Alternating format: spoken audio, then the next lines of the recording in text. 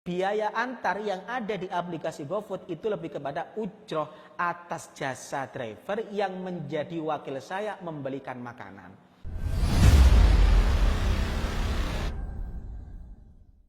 Ada 3 aspek yang perlu kita perhatikan dalam transaksi GoFood.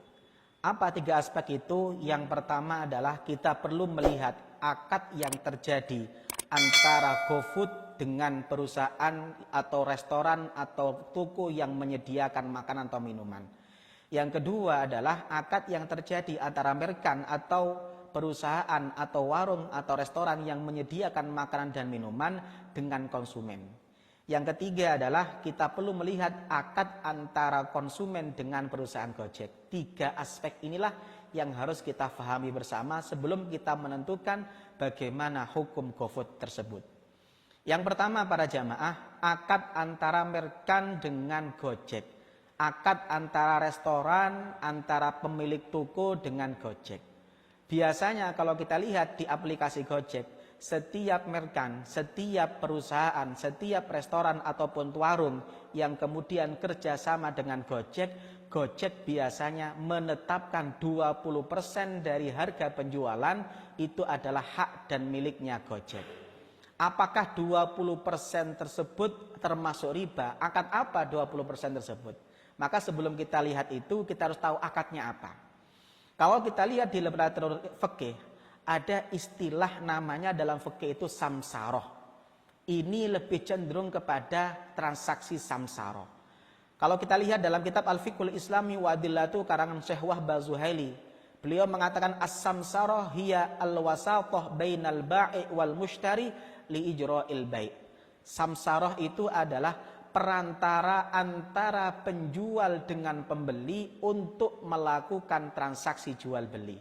Maka kalau kita lihat GoFood itu adalah perantara antara merchant yang memiliki makanan ataupun minuman dengan pembeli yang ingin membeli makanan dan minuman tersebut. Maka sebenarnya Gojek itu menggunakan samsaroh. Wahbah Zuhaili kemudian melanjutkan was-samsaroh jaizah. Transaksi akad samsaroh itu diperbolehkan. Wal ajrul ladzi ya'khudhuhu simsar halalun li'annahu ajrun ala amalin wa juhdin ma'kul. Yang namanya upah dari akad samsaroh tersebut, kata Wahbah Zuhaili, diperbolehkan dan statusnya adalah halal.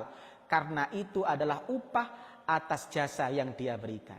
Maka kalau kita melihat Gojek itu memberikan jasa kepada perusahaan, restoran ataupun yang namanya warung yang menjual makanan dan minuman untuk menjualkan makanan dan minuman yang mereka tawarkan.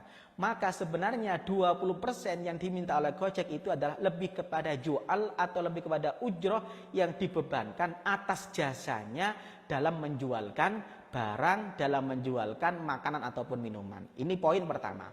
Poin kedua, ada kasus dalam kitab fikih itu dikatakan begini. Wala ba'sa ayyakula syakhsun li akhar bi hadza syai' bi kadza wa ma zada fa huwa lak au baini wa bainak. Ketika seorang mengatakan kepada orang lain, jualkan barang saya dengan harga sekian. Kalaupun kamu bisa menjual lebih dari itu, maka lebihnya itu untuk dirimu. Ataupun kalau saya kasih harga, ini dari saya 1 juta. Kamu jual, terserah kamu. Nanti lebih dari 1 juta, lebihnya itu nanti kita bagi 2. Kata Wahbah Zuhaili, akad ini kata ulama diperbolehkan. Maka kalau kita lihat transaksi antara merchant dengan Gojek, 20% itu bukan riba. Tetapi lebih kepada ujroh atas jasa Gojek yang menjadi samsar, yang menjadi perantara antara dia dengan kemudian perusahaan, warung ataupun restoran yang menyediakan makanan untuk dibeli oleh pembeli. Ini yang pertama. Yang kedua, kita perlu lihat juga akad antara merchant dengan konsumen. Ketika saya mesan barang, saya mesan makanan, saya mesan minuman, maka kemudian saya memesan kepada perusahaan, warung ataupun restoran yang menyediakan makanan yang saya pesan. Akadnya apa? Akadnya adalah jual beli biasa. Mungkin ada yang bertanya, bukankah itu nanti menimbulkan 2 sistem? Karena bisa jadi warung restoran itu memiliki 2 sistem dan 2 harga. Kemudian kalau ada orang yang membeli tunai harganya 20, tapi kalau menggunakan aplikasi Gojek bisa jadi harganya 22.000. Apakah ini diperbolehkan? Apakah tidak masuk dalam kategori bai'ataini fi bai'ah? Maka perlu kita lihat. Hadis yang Rasulullah mengatakan naha an bai'ataini fi bai'ah itu diriwayatkan oleh Imam At-Tirmidzi. Imam At-Tirmidzi sendiri beliau mentafsirkan bai'ataini fi bai'ah, kata beliau waqad fassara ba'du ahli ilmi qalu bai'ataini fi bai'ah ay yaqula abi'uka hadha thawb binaqdin bi 'ashrah wa binasi'atin bi 'ishrin wa la yufariqu ala ahadil bai'ain. Kata Imam Tirmidzi, ulama mentafsirkan, di antaranya mazhab Syafi'i mentafsirkan bai'ataini fi bai'ah itu artinya adalah transaksi yang menggunakan dua sistem dengan dua harga, tetapi dengan catatan antara pembeli dan penjual masih belum menentukan transaksi dengan sistem dan harga yang mana. Contoh, saya punya HP, saya bilang sama teman saya punya HP, saya jual ke kamu. Kalau tunai ini adalah 1 juta, tapi kalau kredit adalah 1.500.000. Kalau saya dan teman saya berpisah, belum menentukan mau beli yang 1 juta tunai atau 1,5 juta yang kredit, ini namanya bai'ataini fi bai'ah. Imam Tirmidzi kemudian melanjutkan fa idza faraqahu ala ahadima fala ba'sa idza kanatil uqdah ala ahadin minhuma. Berbeda ketika saya sebagai penjual dan pembeli menentukan salah satunya. Ini saya jual kepada Anda, harga tunai 1 juta, kredit 1,5 juta. Pembeli kemudian mengatakan, oke, saya beli kredit dengan harga 1,5 juta. Maka transaksi ini diperbolehkan dan tidak termasuk bai'ataini fi bai'ah. Para jamaah yang saya muliakan, saya kasih analogi. Ada toko, ada warung, kalau kita ke pasar, bisa jadi harga satu, barang satu itu harganya 10. Kalau jenengan tidak percaya, jangan coba ke pasar. Ketika saya nawar buah, ada orang yang jual buah apel, 1 kilonya kata dia 15.000. Kata saya, terlalu mahal, saya beli 10.000 1 kilo. Kata penjual, oh nggak boleh mas, kalau 10.000, ya sudah saya turunkan jadi 14.000. Saya bilang lagi, oh nggak bisa, saya tawar tak naikkan 12.000. Kata penjual, oh tidak bisa mas, wis ini mentok, jenengan ambil 1 kilo 13.000. Pertanyaan saya, ada berapa harga?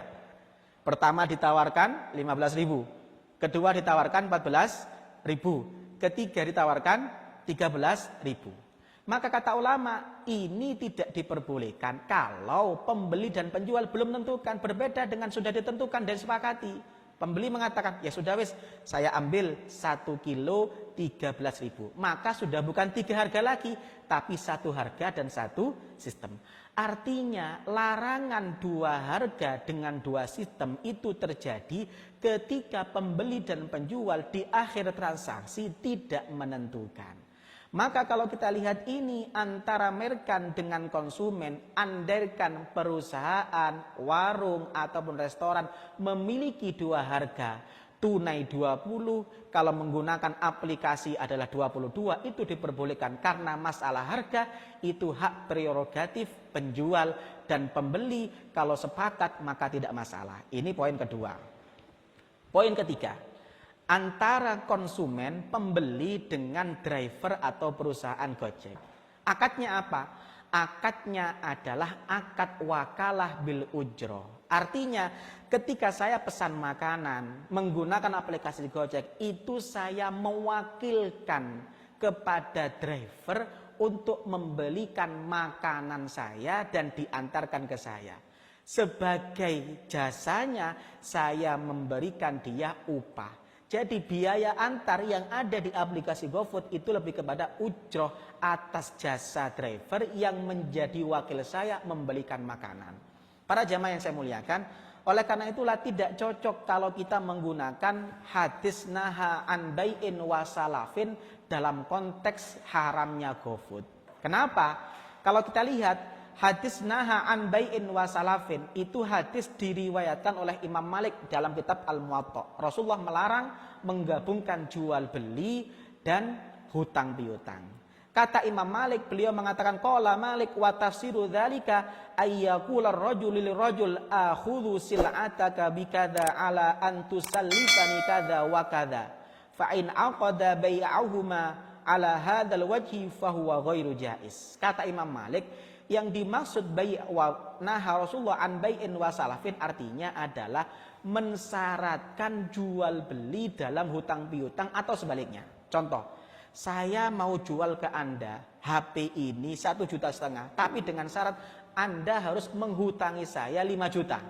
Atau kebalikannya, saya mau ngutangi sampean 5 juta, asalkan HP sampean dijual ke saya 1,5 juta. Ini yang dimaksud naha an bai'in wa salafin.